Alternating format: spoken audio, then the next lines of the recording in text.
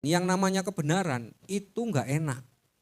Ibarat orang sakit, kalau mau sembuh kan minum obat. Obat itu kan enggak enak, pahit. Mau yang manis, soda gula. Minuman bersoda, manis. Tapi ujungnya diabetes. Ya kan? Tinggal orang mau pilih yang mana. Firman juga seperti itu. Firman Tuhan kalau kebenaran nyakiti yang dengar. Karena apa? Karena manusia rata-rata punya dosa. Maka akan merasa, yo kena wong memang pedang roh itu firman Tuhan kok.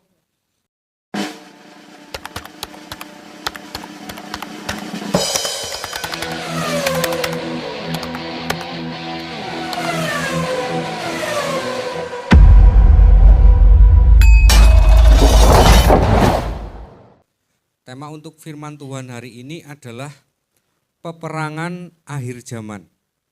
Efesus 6 ayat 12. Saya minta satu orang untuk membacakan. Karena perjuangan kita bukanlah melawan darah dan daging, tetapi melawan pemerintah-pemerintah, melawan penguasa-penguasa, melawan penghulu-penghulu dunia yang gelap ini, melawan roh-roh jahat di udara. Iya. Tema firman Tuhan hari ini adalah peperangan akhir zaman. Ini sekarang banyak orang sedang menantikan perang dunia ketiga. Orang banyak terfokus ke sana bahwa peperangan nanti yang terjadi akan peperangan yang terjadi di Timur Tengah, terutama Israel.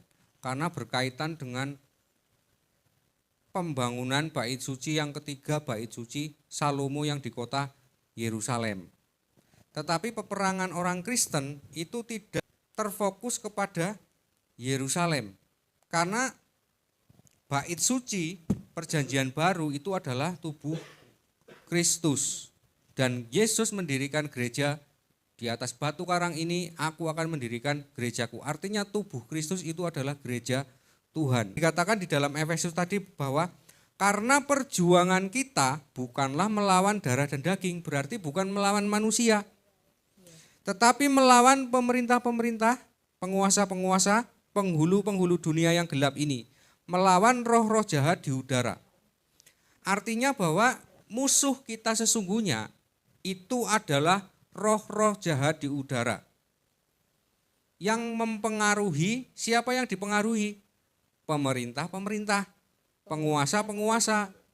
Jadi pemimpin-pemimpin dunia itu akan disesatkan oleh roh-roh jahat ini. Nah, tinggal kita lihat pemimpin-pemimpinnya ini tersesat atau enggak.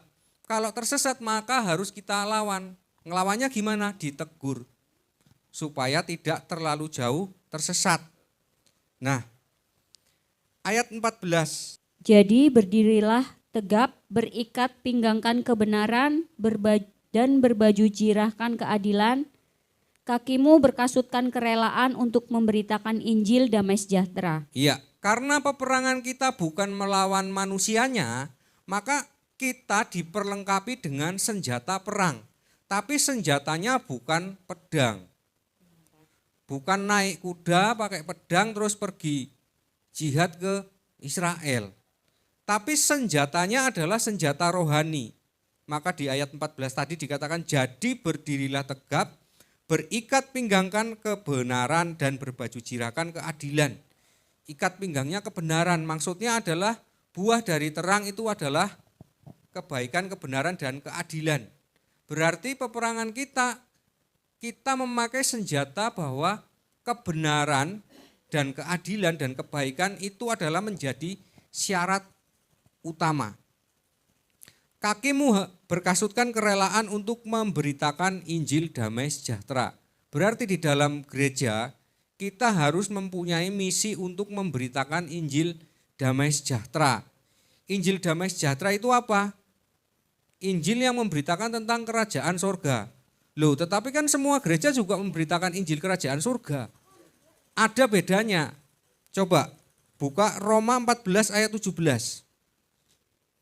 Sebab kerajaan Allah bukanlah soal makanan dan minuman, tetapi soal kebenaran, damai sejahtera, dan sukacita oleh Roh Kudus. Iya, berarti Injil kerajaan sorga itu diberitakan, yang diberitakan itu bukan soal makanan dan minuman, bukan soal mukjizat, bukan soal berkat dunia, tetapi soal kebenaran, buah dari terang, damai sejahtera, dan sukacita oleh Roh Kudus. Jadi hati-hati dengan pemberitaan Injil yang bertumpu kepada pokoknya yang sering disampaikan tentang berkat dunia. Orang ikut Tuhan Yesus pokoknya hidupnya diberkati. Hati-hati karena itu belum tentu Injil damai sejahtera. Karena Yesus menjanjikan berkat yang kekal, bukan berkat yang sementara. Terus kenapa di akhir zaman itu kita harus menghadapi peperangan yang terakhir, peperangan akhir zaman? Bukankah Yesus sudah menang? Sekarang kita buka di 1 Korintus 15 ayat 25 dan 26. Karena ia harus memegang pemerintahan sebagai raja sampai Allah meletakkan semua musuhnya di bawah kakinya. Musuh yang terakhir yang dibinasakan ialah maut. Iya. Jadi peperangan terakhir di akhir zaman, Yesus itu memakai tubuh Kristus, memakai gereja Tuhan untuk berperang melawan maut. Karena ia harus memegang pemerintahan sebagai raja. Jadi Yesus adalah raja di kerajaan sorga. Sampai Allah meletakkan semua musuhnya di bawah kakinya. Musuh yang terakhir yang harus dibinasakan adalah maut. Jadi musuh yang terakhir ini maut. Loh kan Yesus sudah turun ke dalam kerajaan maut dan menang, memang. Tetapi ketika Yesus bangkit mencurahkan Roh Kudus, belum semua orang terima Roh Kudus. Maka belum semua orang dimenangkan dari maut. Maka tugas kita sebagai orang yang bergereja itu adalah menjadi tubuh Kristus dan memenangkan orang dari maut, dari kuasa maut. Maka dikatakan bahwa musuh yang terakhir yang harus dibinasakan ialah maut. Terus bagaimana maut ini dikatakan binasa? 1 Korintus 15 ayat 54. Dan sesudah yang dapat binasa ini mengenakan yang tidak dapat binasa, dan yang dapat mati ini mengenakan yang tidak dapat mati, maka akan genaplah firman Tuhan yang tertulis, maut telah ditelan dalam kemenangan. Iya, jadi tanda bahwa Kristus telah memenangkan maut, gereja Tuhan di akhir zaman memenangkan maut, bahwa dan sesudah yang dapat binasa mengenakan yang tidak dapat binasa, artinya setelah terbukti bahwa nanti ada orang yang tetap masih hidup sampai Yesus datang, orang itu tubuhnya akan diubah, artinya tubuh kita yang jasmani itu mengenakan tubuh kemuliaan yang tidak dapat binasa, itu baru dikatakan maut telah kalah. Ayat 55, hai maut di manakah kemenanganmu, hai maut di manakah sengatmu. 56, sengat maut ialah dosa dan kuasa dosa ialah hukum Taurat. Jadi kemenangan Tuhan Yesus, Yesus sebagai yang sulung yang membuktikan kemenangannya, dia bangkit dari antara orang mati. Maka di akhir zaman akan terbukti bahwa nanti orang-orang, roh-roh yang telah menjadi benar dan menjadi sempurna di Firdaus itu akan dibangkitkan. Dibangkitkan menyongsong Yesus ketika Yesus datang, dan orang-orang yang menjadi tubuh Kristus, gereja Tuhan di akhir zaman sampai Yesus datang, yang berhasil menang mengalahkan kuasa dosa, maka dia tubuhnya akan dibangkitkan dan tidak mengalami kematian. Tetapi ada juga orang-orang yang mati karena mengatakan kebenaran. Mereka juga akan dibangkitkan sebagai yang sulung seperti yang dikatakan oleh Paulus. Hidup adalah Kristus, mati adalah keuntungan. Orang yang mati karena Kristus, karena menyatakan kebenaran. Berarti kalau kita sudah tahu lawan kita itu adalah maut. Sengat maut itu adalah dosa. Kuasa dosa itu adalah hukum Taurat. Terus kalau kuasa dosa itu hukum Taurat maksudnya gimana? Maksudnya adalah ketika Bapak Ibu jatuh ke dalam dosa, tetapi Bapak Ibu tidak menjadi tubuh Kristus, tidak hidup bergereja, maka ketika Bapak Ibu dihakimi nanti, ketika mati dan dihakimi, maka akan diberlakukan sesuai dengan hukum Taurat, Bapak Ibu akan ditimbang. Jadi perbuatan Bapak Ibu, baik atau jahat, akan dihakimi menurut hukum Taurat. Karena sengat maut ialah dosa dan kuasa dosa ialah hukum Taurat. Maka orang itu tidak di bawah kuasa kasih karunia Yesus. Tetapi orang-orang yang mau tetap menjadi tubuh Kristus, hidup bergereja menyatakan kebenaran, walaupun dia mati ataupun dia tidak mati sampai Yesus datang, mereka sudah tidak dihakimi. Karena apa? Karena mereka adalah tubuh Kristus, maka mereka adalah yang sulung yang ditebus oleh Yesus. Mereka tidak di bawah hukum Taurat, tetapi di bawah kasih karunia. Terus kalau lawan kita itu adalah yang terakhir, itu adalah maut, maka berarti kan ini ada penguasanya, maut ini.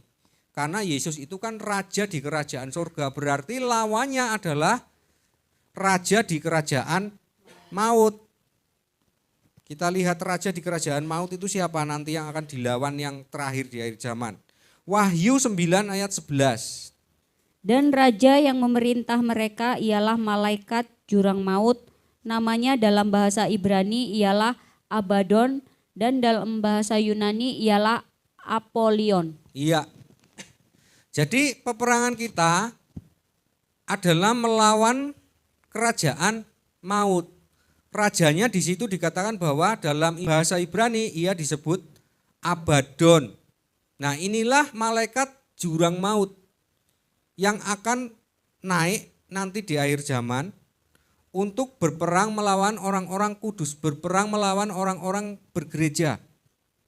1 Yohanes 2 ayat 18 dan 19. Saya akan baca. Anak-anakku, waktu ini adalah waktu yang terakhir. Dan seperti yang telah kamu dengar, seorang antikristus akan datang. Sekarang telah bangkit banyak antikristus. Itulah tandanya bahwa waktu ini benar-benar adalah waktu yang terakhir. Jadi tanda-tanda akhir zaman ditandai dengan kemunculan banyak antikristus. Terutama adalah seorang antikristus akan datang. Nah, ini pembinasa keji yang berdiri di tempat kudus. Itu tandanya. Di sini di dalam surat 1 Yohanes ini dikatakan bahwa sekarang telah bangkit banyak antikristus. Maksudnya sejak zaman setelah Yesus itu antikristus sudah ada. Tetapi di akhir zaman ini itu antikristus bangkit lagi. Artinya roh-roh jahat ini menyesatkan banyak orang. Terutama di tempat-tempat kudus. Jadi di pemerintahan, di dalam gereja itu semua roh ini akan diizinkan untuk menyerang. Ayat 19, memang mereka berasal dari antara kita. Nah, ini kan berasal dari antara kita, siapa ini? Antikristus. Maksudnya manusia yang akan disesatkan roh antikristus itu mereka berasal dari antara kita. Lah tinggal kita di mana? Yo, kita di gereja. Nah, tetapi mereka tidak sungguh-sungguh termasuk pada kita. Jadi kegerejanya itu bukan mencari Tuhan, bukan mencari kebenaran. Ini Yesus kan sudah gambarkan. Yesus berkata bahwa bukankah aku yang telah memilih kamu, tetapi salah satu dari kamu adalah iblis. Maksudnya adalah Yudas Iskariot. Nah, antikristus pun ini akan menyesatkan gereja-gereja Tuhan. Siapa yang bisa disesatkan, maka dia akan dipakai oleh antikristus ini untuk menyerang, untuk menyesatkan. Sebab jika mereka sungguh-sungguh termasuk pada kita, niscaya mereka tetap bersama-sama dengan kita. Maksudnya kalau memang dia itu ke gereja memang cari kebenaran, niscaya orang itu akan berdiri tegak mengikuti kebenaran, bukan mengikuti kebohongan. Itu tanda bahwa kita bergereja, gereja yang di sini terhubung dengan gereja yang di atas, persekutuan kudus. Nah, tetapi hal itu terjadi supaya nyata bahwa tidak semua mereka sungguh-sungguh termasuk pada kita. Jadi tidak semua di dalam gereja itu memang jemaatnya Tuhan. Ini sama seperti perumpamaan ladang gandum, terus ada yang si jahat menaburkan benih lalang. Kalau masa penuaian terjadi bagaimana? Lalang-lalang itu akan dikumpulkan, diikat lalu dibakar. Jadi akan terjadi pemisahan. Akhir zaman, seperti zaman sekarang, kalau Bapak Ibu lihat media sosial, itu banyak orang Kristen yang murtad keluar. Tetapi kebalikannya banyak juga orang yang di luar Kristus masuk. Inilah yang dikatakan oleh Yesus, ada domba di kandang yang lain yang harus aku tuntun juga. Nah, inilah yang dikatakan bahwa lalang-lalang yang di dalam gereja ini akan keluar dia. Karena mereka tidak sungguh mencari kebenaran. Siapa antikristus ini? Siapa lalang-lalang yang berada di dalam kebun gandum ini? 2 Petrus 2 ayat 20 dan 21. Sebab jika mereka oleh pengenalan mereka akan Tuhan dan Juru Selamat kita Yesus Kristus telah melepaskan diri dari kecemaran-kecemaran dunia, tetapi terlibat lagi di dalamnya, maka akhirnya keadaan mereka lebih buruk daripada yang semula. Karena itu bagi mereka adalah lebih baik jika mereka tidak pernah mengenal jalan kebenaran daripada mengenalnya tetapi kemudian berbalik dari perintah kudus yang disampaikan kepada mereka. Iya, berarti mereka adalah, sebab jika mereka oleh pengenalan mereka akan Tuhan dan Juru Selamat kita, berarti orang yang sudah mengenal Tuhan Yesus. Telah melepaskan diri dari kecemaran dunia, aku wis melepaskan diri dari kehidupan dunia, sekarang aku mau mempersembahkan tubuhku, hidup melayani Tuhan, sekolah Alkitab, jadi mempersembahkan tubuh terus jadi hamba Tuhan. Nah, tetapi ternyata setelah jadi hamba Tuhan diserang oleh roh antikristus ini.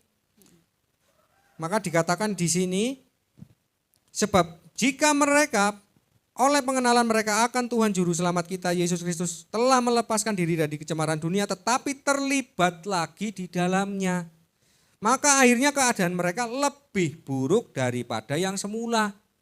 Kalau tadinya bertobat terus pingin sekolah jadi pendeta, jadi hamba Tuhan, sekolah teologi. Tapi setelah sekolah teologi justru malah jatuh lebih parah lagi menjadi hamba uang, menipu jamaat, pura-pura berkata baik. Maka itu keadaannya dikatakan lebih parah. Ayat 21. Karena itu bagi mereka adalah lebih baik jika mereka tidak pernah mengenal kebenaran. Lebih baik seorang pencuri yang ngaku pencuri daripada seorang pencuri yang ngaku nabi. Nah, hukumannya beda. Orang yang berdosa tapi sadar dengan dosanya dengan orang yang berdosa tapi ngaku suci kudus. Beda. Karena itu bagi mereka adalah lebih baik jika mereka tidak pernah mengenal kebenaran. Tetapi kemudian berbalik dari perintah kudus yang disampaikan kepada mereka. Tadinya mengajari orang untuk mengajarkan kebenaran, tetapi berbalik. Jadi yang perlu kita waspadai, kita harus paham karakter dari roh jahat. Kita buka di 2 Petrus 2 ayat 2 dan 3. 2 Petrus 2 ayat 2 dan 3. Banyak orang akan mengikuti cara hidup mereka yang dikuasai hawa nafsu, dan karena mereka jalan kebenaran akan dihujat. Dan karena serakahnya guru-guru palsu itu akan berusaha mencari untung dari kamu dengan cerita-cerita isapan jempol mereka. Tetapi untuk perbuatan mereka itu hukuman telah lama tersedia dan kebinasaan tidak akan tertunda. Iya. Banyak orang akan mengikuti cara hidup mereka yang dikuasai hawa nafsu. Dan karena mereka jalan kebenaran akan dihujat. Jadi yang perlu kita waspadai adalah dari antikristus akhir zaman. Itu yang dihujat tidak lagi Yesus Kristus. Tetapi apa? Yesus adalah terang. Buah dari terang apa? Kebenaran, kebaikan dan keadilan. Maka yang dihujat adalah kebenaran. Banyak orang akan mengikuti cara hidup mereka. Jadi jemaat yang lain jadi mengikuti cara hidupnya yang dikuasai hawa nafsu. Dan karena mereka jalan kebenaran akan dihujat. Jadi cara bergereja mereka salah. cara bergerejanya itu tidak mencari Injil kerajaan sorga, tapi kerajaan dunia. Nah, dan karena serakahnya guru-guru palsu itu, ia akan berusaha mencari untung dari kamu dengan cerita isapan jempol mereka, tetapi untuk perbuatan mereka hukuman telah lama tersedia. Nah, jadi kalau tandanya itu dia itu dipakai oleh roh jahat, itu firman Tuhan yang disampaikan itu biasanya yang dibaca sedikit, tetapi ceritanya banyak. Jadi cerita-cerita isapan jempol. Dan ini nabi palsu ini pinter, pengajar-pengajar palsu ini pinter. Mereka ini lebih seneng kalau orang pencuri itu kan seperti Yudas itu kan, Yesus kan ngomong, salah satu dari kalian akan menyerahkan aku, tetapi Yudas ini membela diri lebih dulu, bukan aku loh guru. Nah ini nabi palsu, ini mereka menyesatkan, tetapi mereka akan lebih dulu mengatakan yang lain sesat. Contohnya seperti ini,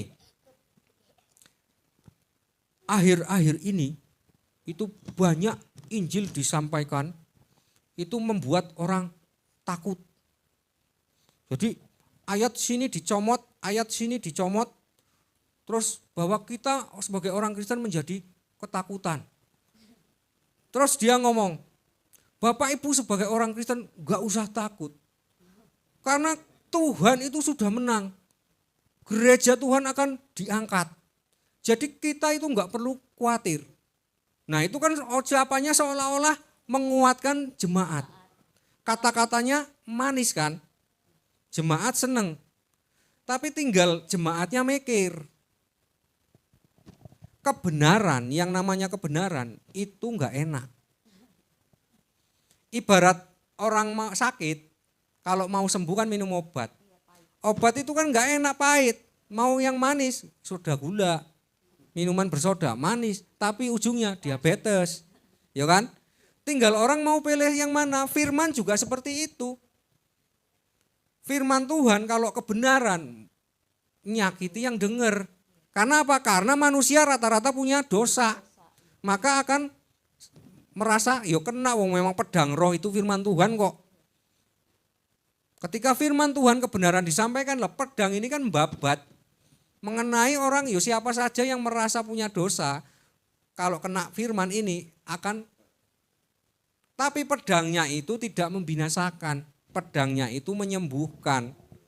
Tinggal kita itu yang mau apa enggak disembuhkan, mau apa enggak terima obat. Tetapi banyak orang enggak sanggup, enggak suka, senangnya yang minum yang soda gembira. Jadi yang manis-manis seperti tadi. Bapak Ibu yang penting minggu itu datang ke gereja rutin, bawa perpuluhan supaya dilipat gandakan, tingkap langit akan dibuka. Padahal dia ngomong ajaran yang benar, ngomong kalau ada ya ajaran yang benar ngomong dikatakan, wah ini nyomot-nyomot ayat di sini. Nah dia enggak paham. Injil itu apa? Kitab suci yang kita baca itu kitab kesaksian tentang Yesus, tentang Injil. Karena Injilnya adalah kelahiran Yesus Kristus, kabar gembira, keselamatan. Nah, Alkitab yang kita baca itu adalah kesaksian. Kalau Bapak Ibu mau mendengar kesaksian yang benar, tentu kan harus mendapatkan banyak kesaksian. Dari Paulus kamu harus dengar, ya comot dari Paulus. Yang penting temanya jangan lari. Dari Yohanes ambil. Misalkan hari ini kita belajar tentang peperangan akhir zaman, yang disesatkan adalah nabi palsu dan guru-guru palsu. Maka kan kita harus dengar dari Korintus, dari Paulus mana, dari Yohanes mana, terus dari Yesus Kristus mana, dikumpulkan jadi satu, dibaca semua, didengar semua, baru kita bisa nyimpulkan. Tapi nabi-nabi palsu ini pinter. Lah itu kan nyomot-nyomot bahasanya dia, padahal dia yang gak bisa. Karena nabi palsu itu nggak bisa ngajar nyomot-nyomot. Karena apa? Dia malas belajar kitab.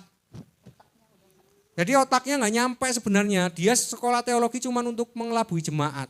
Dia membaca firman ya paling senang saja, ambil dari perjanjian lama tentang perpuluhan. Dikatakan bahwa bawalah persepuluhan ke tempat perbendaharaan supaya ada persediaan makanan, maka tingkap-tingkap langit akan dibuka, diterapkan kepada Bapak Ibu. Satu saja nggak usah dicomot, ditambahi ayat lain. Padahal ini kan harus dilihat dari sudut pandang Kristus karena itu firman itu perjanjian lama. Tetapi karena seolah-olah dia sampaikan bahwa ini loh, kalau ingin berkat tingkap langit dibukakan, disampaikan, dimakan mentah. Akhirnya siapa yang nyomot ayat? Siapa yang menyesatkan? Ya yang cuman nyomot satu ayat terus disimpulkan kepada jemaat. Coba kalau Bapak Ibu, misalkan firman Tuhan tentang perpuluhan, diambil dari perjanjian lama, memang tingkap langit akan dibuka. Coba ambil lagi dari perjanjian baru. Janda miskin yang memberikan 2 keping uang perak. Loh kok besar yang 2 keping uang perak? Terus ambil lagi persembahan yang sejati adalah persembahan tubuh. Jadi perpuluhan ini menjadi sama sekali seperti enggak berarti dibanding dengan persembahan tubuh. Nah itulah kesaksian, maka firman itu ya dicomot. Yang penting setema, lalu dibacakan, disimpulkan. Jadi tujuan roh antikristus ini menyesatkan guru-guru palsu di dalam gereja. Ini sebenarnya adalah dikatakan bahwa dan karena serakannya guru-guru palsu itu akan berusaha mencari untung dari kamu dengan cerita isapan jempol. Dan tujuannya mencari untung. Jadi cirinya kalau orang itu sudah kena roh antikristus, jadi tujuan bergerejanya itu tidak memberitakan Injil damai sejahtera. Jadi tujuannya adalah mencari untung dari persekutuan itu. Gereja itu cuman atas nama saja gereja, tapi di dalamnya itu enggak seperti gereja, di dalamnya lebih cocok seperti franchise, multi level marketing. Jadi mencari untung. Kita buka 1 Yohanes 4 ayat 1.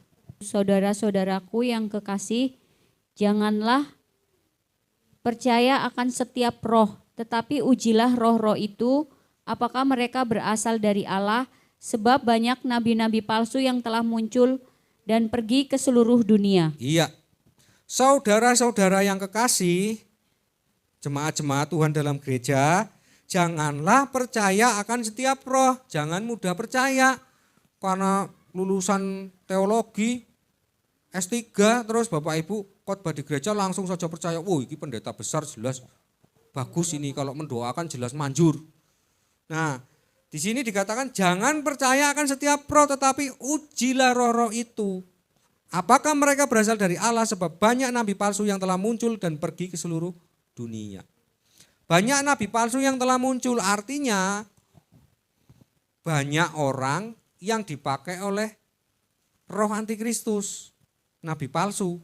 Tadinya ya niatnya benar mau menjadi hamba Tuhan, tapi lama-lama menjadi hamba uang. Nah, itu artinya dia menjadi nabi palsu. Ayat 5.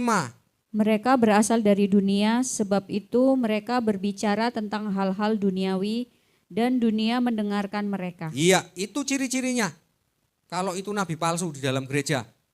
Mereka berbicara tentang hal-hal duniawi dan dunia mendengarkan mereka.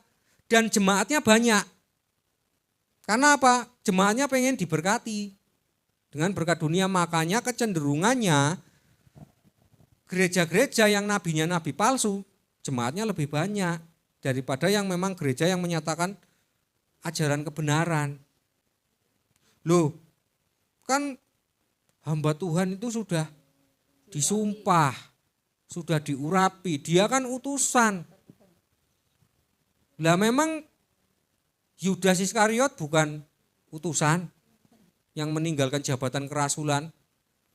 Jadi jangan takut Bapak Ibu kalau ada orang ngomong, ya enggak mungkin lah hamba Tuhan. Kalau kita mengatai hamba Tuhan itu nabi palsu, kita akan kena tulah. Coba baca 2 Korintus 11 ayat 13 dan 14. 2 Korintus 11 ayat 13 dan 14.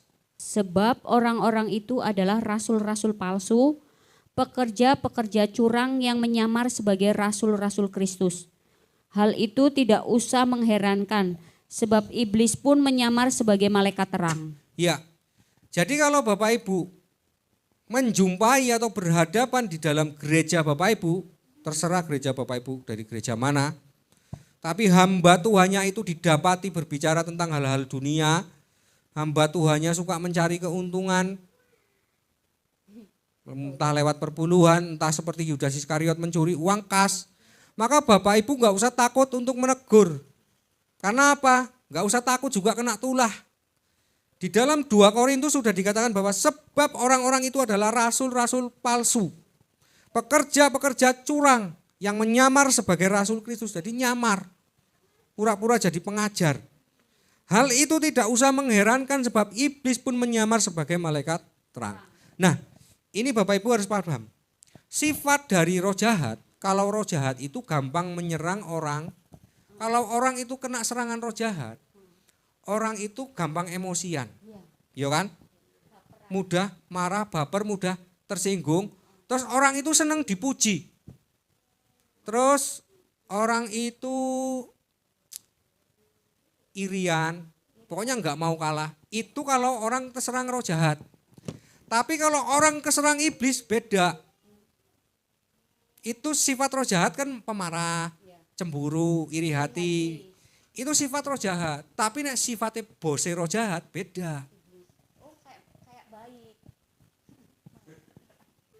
Ketika menjatuhkan Hawa, pemarah enggak iblis dalam kalau kita lihat perbincangannya? Engkau akan menjadi seperti Allah, ya kan? Manis, seperti soda, gembira, tapi ujungnya diabetes. Nah, Bapak Ibu harus paham, inilah karunia membedakan roh. Jadi ada orang yang memang dia dikuasai roh jahat, gampang emosian, enggak apa-apa, itu roh ecek-ecek. Orang itu masih bisa dipulihkan. Tapi kalau orang kerasukan iblisnya, dia akan menjadi seperti ular di Taman Eden. Artinya sifat aslinya dia itu serakah. Karena iblis itu mantan malaikat penjuru seperti Mikael. Mantan penguasa para malaikat. Tapi dia melampaui batas kekuasaan. Ingin menyamai Allah, serakah kan berarti. Jadi iblis itu serakah. Tapi dia itu pinter, hikmatnya melebihi hikmat Daniel. Dikatakan dalam firman Tuhan. Maka dia enggak akan menunjukkan sifat pemarah. Dia pakai orang lain untuk itu menyerang orang lain. Nah, dia cerdik seperti ular ngadu domba. Ya. Tapi sifat aslinya serakah, licik. Makanya dilambangkan ular bercabang 2, licik. Jadi ini yang kadang-kadang orang banyak tertipu. Jemaat Tuhan tertipu. Lu wong-wongnya ramah banget, baik kok. Di masyarakat bergaulnya bagus. Iya, wong bertopeng, lidahnya bercabang. Nah, ini orang tertipu melihat luarnya. Karena memang permainan iblis seperti itu. Dan nanti pun di akhir zaman ini yang masuk di gereja, yang di tempat kudus yang di gereja itu juga seperti itu. Dan yang paling bahaya pembinasa keji yang nanti masuk di semua negara lewat jalur kesehatan. Nah, tapi tidak kita bahas hari ini. Karena apa? Karena dia akan memberikan obat. Tapi sebenarnya adalah racun. Pura-pura jadi pahlawan. Mana ada orang yang menyangka. Karena pikirnya namanya pembinasa keji mesti kejam. Tapi enggak. Karena memang permainan antikristus seperti itu. Antikristus membuat agenda perang dunia 1, perang dunia 2, dan perang dunia ketiga. Banyak orang di dunia akan terkecoh menunggu perang dunia 3 yang di sana di Israel. Tapi diam-diam dia mencuri, merangi dari belakang, masuk menyusup dalam gereja-gereja. Memakai siapa? Yo kalau orang mau menyesatkan, yo yang disesatkan pemimpinnya. Karena apa? Kalau satu pemimpin tersesat, yang lainnya ikut tersesat. Maka bukan tidak mungkin gembala-gembala di dalam gereja itu akan disesatkan. Karena kalau enggak disesatkan, enggak mungkin ada ayat Yohanes 10 ayat 10 sampai 13. Kita lihat. Yohanes 10 ayat 10 sampai 13. Akulah gembala yang baik. Gembala yang baik memberikan nyawanya bagi domba-dombanya. Sedangkan seorang upahan yang bukan gembala Dan yang bukan pemilik domba-domba itu sendiri ketika melihat serigala datang meninggalkan domba-domba itu lalu lari. Sehingga serigala itu menerkam dan mencerai-beraikan domba-domba itu. Nah, ini kesaksian Yesus ini sudah mengatakan, Yesus, akulah gembala yang baik, aku loh gembala agung. Gembala yang baik memberikan nyawanya bagi domba-dombanya. Terus Yesus membandingkan, hati-hati, awas apa? Ayat 12. Sedangkan seorang upahan yang bukan gembala dan bukan pemilik domba-domba itu sendiri, ketika melihat serigala datang meninggalkan domba-domba itu lalu lari. Sehingga serigala itu menerkam dan mencerai-beraikan domba-domba itu. Artinya gembala ini adalah seorang gembala upahan. Kalau melihat gerejanya morat-marit, wah gereja ini sudah nggak sanggup membayar gajiku ini. Karena apa? Jemaatnya tercerai-berai. Karena apa? Jemaatnya gelap kabeh, jadi nggak ada penyediaan Tuhan untuk gaji pendeta saja nggak bisa. Akhirnya apa? Karena gembala upahan, yuk cari domba lagi, kawanan domba yang sanggup gaji. Akhirnya pindah. Karena apa? Yang di sini wes nggak iso memberi manfaat. Karena dia bukan gembala yang baik. Dia bukan gembala yang rela berkorban, yang ya wis lah jemaat sanggupnya berapa, aku tetap melayani di sini karena adalah tanggung jawab. Itu baru gembala yang baik. Tapi nek gembala upahan, yo males. Wani gaji piro. Karena apa? Membela yang bayar, bukan membela kebenaran. Jadi mana yang berani bayar, yo ayo. Aku mau melayani di tempatmu, gaji piro, wani piro. Baru datang. Coba gembala sekarang gereja-gereja yang terdampar, yang nggak ada gembalanya. Itu kan bukan karena jemaatnya nggak mau punya gembala, tetapi nggak ada gembalanya yang mau diutus ke sana. Karena apa? Karena disurvei di sana jemaatnya berapa kakak? 3 kakak. Terus ditawarkan kepada orang yang mau memberi diri sekolah kitab, terus daftar ke yayasan, terus diutus ke sana. Mau enggak digaji sekian di sana melayani? Lah jemaatnya berapa kakak? 3 kakak. Ya enggak berani. Lah gajinya piro? 300.000 gelem apa ora? Akhirnya kan dia enggak gembala Tuhan, gembala upahan. Jadi dia menakar segala sesuatu dari uang. Jadi harus jemaatnya dulu yang banyak baru aku mau melayani. Nah enggak mau. Nah aturan kan jemaatnya sedikit, justru dia di sana untuk mendapatkan jiwa-jiwa yang baru. Jadi pendeta zaman sekarang itu kebalik-balik, beda dengan pendeta zaman dulu. Nah pendeta zaman dulu seperti Bapak Isa, ngerentes. Dari sini ada 1 lah, jadi 2, jadi 3, jadi 4, jadi 5. Terus ngerentes lagi pindah ke sana jadi gereja. Nah itu baru gembala beneran. Tapi nah gembala sing lihat dulu jemaatnya nunggu banyak baru masuk daftar. Lah aku daftar di yayasan ini ajalah yang jemaatnya besar. Pasti persembahannya besar. Nah itu bukan gembala Tuhan, gembala upahan. Itu sama seperti multi level marketing, gak ada bedanya. Namanya saja gereja lebih jahat. Kalau multi level marketing memang bisnis, jelas dia mengatakan badan usaha bisnis. Lah anak gereja bukan perusahaan bisnis tapi dibuat bisnis.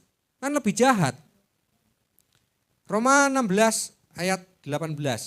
Sebab orang-orang demikian tidak melayani Kristus, Tuhan kita, tetapi melayani perut mereka sendiri, dan dengan kata-kata mereka yang muluk-muluk dan bahasa mereka yang manis, mereka menipu orang-orang yang tulus hatinya. Ya. Sebab orang-orang demikian tidak melayani Kristus, Tuhan kita. Siapa yang dilayani? Tetapi mereka melayani perut mereka sendiri.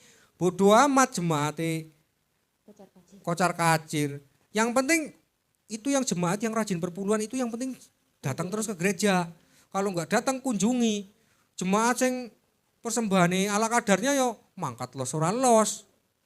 Nah, dan dengan kata-kata mereka yang muluk-muluk dan bahasa mereka yang manis, mereka menipu orang-orang yang tulus hatinya. Jadi bahasanya manis memang seperti soda gembira manis.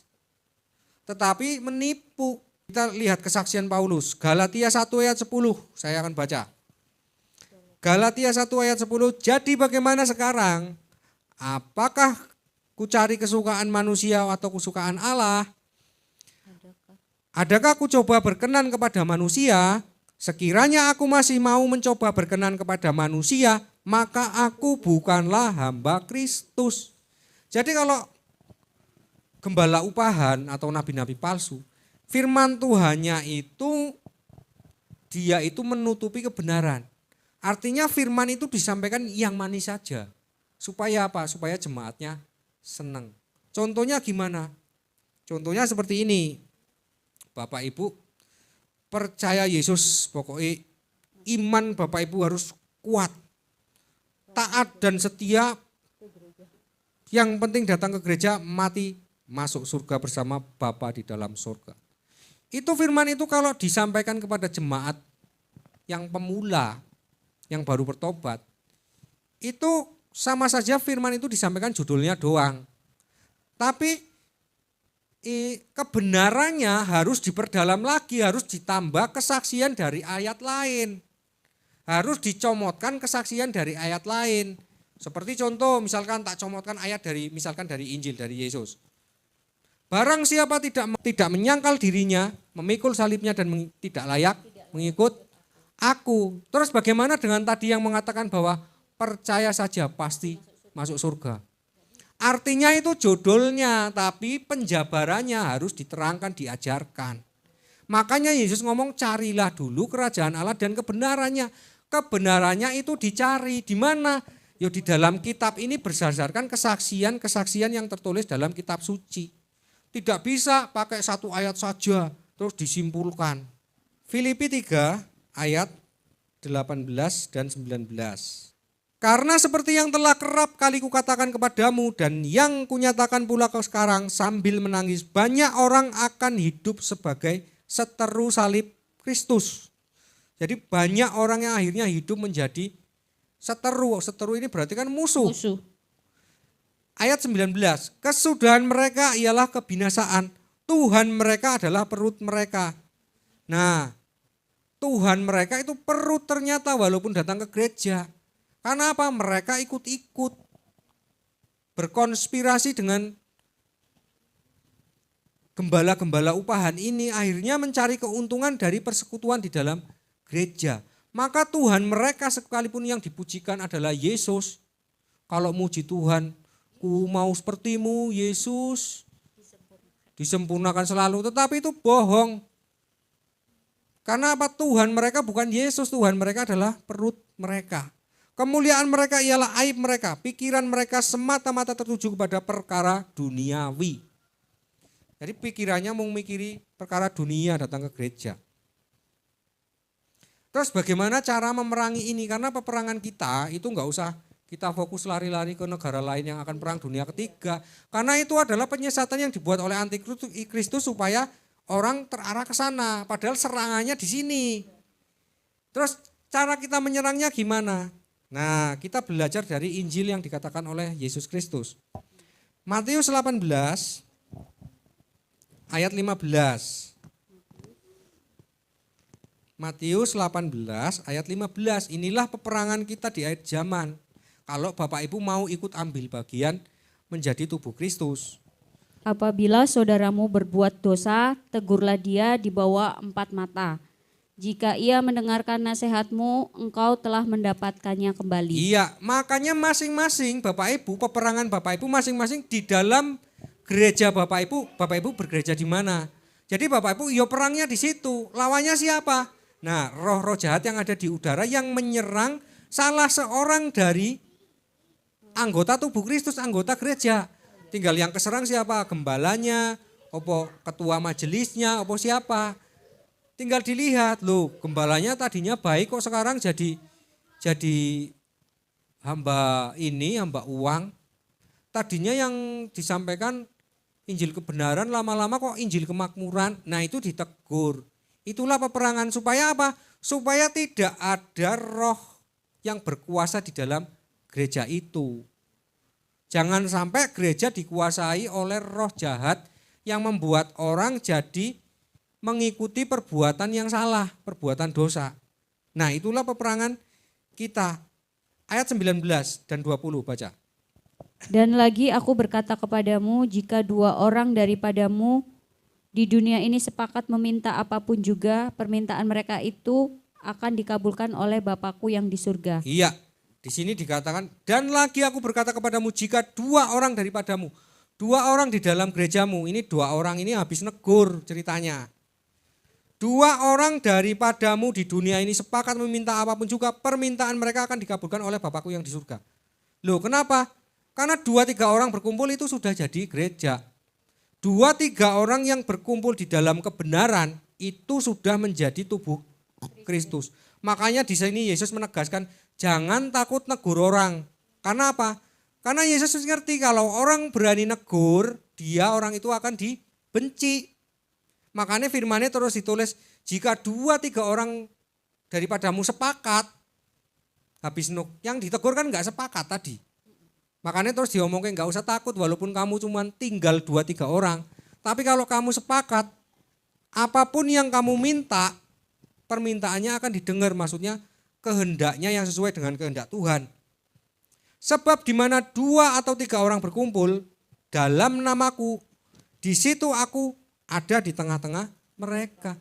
Jadi Tuhan Yesus ini mau ngomong bahwa aku lebih menghendaki 2-3 orang yang berkumpul tapi hidup benar daripada sebanyak orang tetapi tidak mau hidup dipimpin oleh terang kebenaran. Ini sama seperti yang dikatakan Yesus perumpamaan bahwa lebih baik satu domba yang tersesat yang memerlukan pertobatan daripada 100 orang benar yang tidak memerlukan pertobatan. Nah, tinggal Bapak Ibu mau enggak ambil bagian untuk menjadi tubuh Kristus, alat untuk memerangi ini. Karena peperangan akhir zaman itu memang masing-masing di dalam gerejanya. Tinggal gereja Bapak Ibu itu, terang itu tetap berkuasa di dalam gereja Bapak Ibu apa enggak? Kalau terang itu tetap berkuasa sampai Yesus datang, berarti gereja itu dikatakan menang. Karena memang kalau kita naker orang untuk semua orang itu harus berbuat kudus, enggak ada lagi yang berbuat dosa di dalam gereja, itu enggak bisa. Tetapi Bapak Ibu bisa membuat bahwa aturan di dalam gereja itu harus kudus. Karena Allah adalah terang, di dalam Dia tidak ada kegelapan. Maka tidak ada aturan di dalam gereja itu yang disalahgunakan. Orangnya yang jatuh bangun ke dalam dosa, dia harus tunduk kepada peraturan yang kudus. Jadi dia akan ketika salah, dia akan ngaku salah.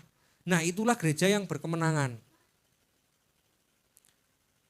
Tinggal Bapak Ibu berani enggak? Karena pasti Bapak Ibu akan ditolak, dianiaya. Seperti yang dikatakan dalam Lukas 21 ayat 12. Tetapi sebelum semuanya itu, kamu akan ditangkap dan dianiaya. Kamu akan diserahkan ke rumah-rumah ibadat dan penjara-penjara, dan kamu akan dihadapkan kepada raja-raja dan penguasa-penguasa oleh karena namaku. Ya, ini sebelum zaman ini. Zaman masuknya antikristus. Tetapi sebelum semuanya itu, kamu akan ditangkap. Jadi ada orang yang ditangkap karena menyatakan kebenaran. Dan dianiaya, ada yang dianiaya. Kamu akan diserahkan ke rumah-rumah ibadat dan penjara-penjara. Dan kamu akan dihadapkan kepada raja-raja penguasa oleh karena namaku, oleh karena menyatakan kebenaran. Tinggal Bapak Ibu mau enggak menjadi bagian yang seperti ini? Kan banyak orang yang lebih milih, yo aku mending cari aman. Maka kalau orang cari aman, dia tidak menjadi tubuh Kristus. Dia tidak ambil bagian. Maka yang diberlakukan kepadanya nanti adalah ya hukum Taurat. Akan dihakimi dulu. Karena kalau orang tidak mau dihakimi dengan hukum Taurat, dia harus menjadi tubuh Kristus. Minimal ambil bagian. Dan sekarang tanda-tanda itu, tanda-tanda akhir zaman itu sekarang sudah genap. Coba baca ayat atasnya, ayat 11. Dan akan terjadi gempa bumi yang dahsyat, dan berbagai tempat akan ada penyakit sampar dan kelaparan, dan akan terjadi juga hal-hal yang mengejutkan dan tanda-tanda yang dahsyat dari langit. Iya. Nah, tanda-tanda ini gempa bumi yang dahsyat di berbagai tempat, ini kan sudah terjadi sekarang, sudah digenapi. Terus akan ada penyakit sampar di berbagai tempat, sudah digenapi. Akan ada kelaparan, sudah, coba kalau orang enggak diberi bansos. Sekarang mungkin orang lele semua bawon di sawah. Dan akan terjadi juga hal-hal yang mengejutkan dan tanda-tanda yang dahsyat dari langit. Ini kuasa langit akan goncang, musim nggak bisa ditebak. Hari ini panas tapi panasnya 50 derajat, besok bisa tiba-tiba hujan badai. Nah itu kuasa-kuasa langit goncang, itu tanda-tanda zaman akhir, hari-hari terakhir akhir zaman memasuki zaman baru. Dan tanda ini semua sudah digenapi, tinggal Bapak Ibu mau enggak berjaga-jaga terus menjadi tubuh Kristus. Jangan anteng-anteng saja jadi orang Kristen, tenang-tenang saja pokoknya nanti taunya diangkat. Yo kamu akan keserang dari belakang enggak tahu. Karena Yesus sudah mengatakan pencuri datang hanya untuk mencuri dan membinasakan, makanya kita berjaga-jaga supaya enggak kecurian. Karena iblis itu perangnya mencuri, enggak perang terang-terangan.